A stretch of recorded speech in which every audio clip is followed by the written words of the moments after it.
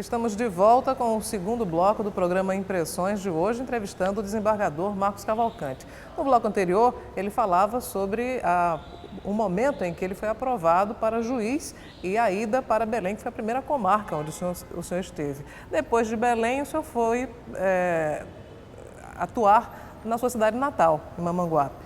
É verdade. Eu passei aproximadamente 4 anos e 8 meses como juiz titular da comarca de Belém, uma excelente comarca. Lá eu fiz grandes amizades, participei dos fatos sociais. De lá eu fui promovido por antiguidade para a minha própria terra. Um fato interessante é que os desembargadores aqui no tribunal não gostavam muito de mandar o juiz trabalhar e ser juiz na sua própria cidade, que lá ele tinha muitas amizades, familiares, e achava que não dava muito certo, tinha os laços telúricos com o povo, com seus conterrâneos. Mas aconteceu comigo essa exceção, não sei porquê, e acho que porque foi por antiguidade. O edital foi publicado e eu solicitei. E o senhor realizou o sonho e esteve também como juiz da sua própria cidade. Foi um grande sonho que realizei, para mim foi o máximo na magistratura, mas me frustrou um pouco porque só passei 2 anos e meio. Apareceu promoção para Campina Grande, como eu pretendia fazer carreira, pretendia chegar a desembargador e talvez a presidente do tribunal, como hoje estou. Naquele tempo eu tinha só um pensamento muito fugaz, um pensamento muito distante, mas pensava em progredir na minha carreira. Tive que sair. Houve criação de várias varas novas na comarca de Campina Grande, as promoções foram fáceis e eu fui promovido por merecimento. Só passei, portanto, na minha cidade 2 anos e meio, pensando que ia passar uns 10, no mínimo. Passei 2 anos e meio. Então, foi um tempo muito feliz na minha vida. Eu não tive nenhum embaraço por ser juiz de Mamanguape, nenhum embaraço familiar. Minha família, graças a Deus, não dá trabalho a juiz e não tive nenhum embaraço. Em Campina Grande, passei 4 anos e meio. De Campina Grande, eu fui removido para a capital por permuta, com um colega, Dr. Severino Batista do Nascimento, a quem ainda hoje eu sou muito grato por ter me proporcionado vir de Campina para João Pessoa, onde meus pais residiam naquela época. Então, vindo para João Pessoa, fiquei quase 16 anos numa vara de fazenda pública. Varas difíceis, as de fazenda, matérias difíceis como direito tributário, direito constitucional, direito administrativo, ações complexas, e muitos colegas não queriam atuar em vara de fazenda, porque era uma vara de difícil desempenho e com muitos processos. Eu, quando cheguei, tinha aproximadamente 20 mil processos na minha vara. Esse é o principal diferencial entre atuar como juiz na capital, por exemplo, na vara da Fazenda Pública, e atuar numa comarca do interior, desembargador? Faz uma grande diferença. Apesar de no interior o juiz fazer tudo, inclusive atender as partes, atender os pobres, as pessoas, até mesmo fora dos processos, como o que chamamos de fazer justiça de paz. Isso ocupa o juiz 24 horas. Numa vara específica, como a de fazenda na capital, nós temos ações de grande envergadura, mandado de segurança, ação ordinária, ação civil pública, ação popular, discutindo aspectos como do meio ambiente, aspectos históricos, decidindo o direito dos servidores públicos, estaduais e municipais e decidindo tudo que é relativo à fazenda pública, o estado da Paraíba e o município de João Pessoa. Então, era uma vara altamente complexa, mas eu me adaptei tanto e lá passei nunca quis sair para outra vara. Fiquei nela durante todo o tempo, só saí para ser desembargador. Então, de lá eu vim para o tribunal. Por falar nessa questão de haver muitas ações e muitas demandas, como é que o senhor encara hoje o esforço que os tribunais têm em tentar conciliar, em fazer a conciliação para tentar diminuir o volume de processos? A conciliação e a arbitragem são engenharias novas que o tribunal, aliás, os tribunais do Brasil todo estão introduzindo como meio de reduzir o grande número de processos que tem no Brasil. A Justiça do Brasil tem mais de 100 mil processos ativos, ou seja, em andamento. Isso é uma coisa terrível, para cerca, se não estou enganado, de no Brasil todo 15 mil, 16 mil juízes.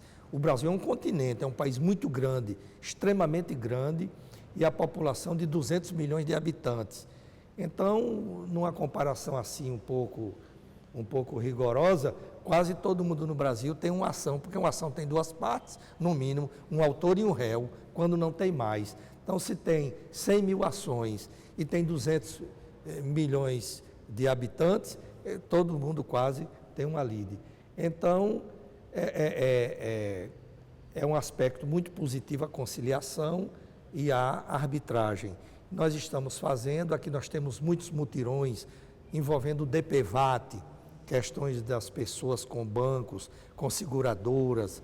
Nós temos esta semana o mutirão da violência contra a mulher, violência doméstica, está acontecendo em Mangabeira, vários juízes, servidores, promotores, defensores públicos, todos juntos, irmanados, de mãos dadas, trabalhando para que a justiça ande.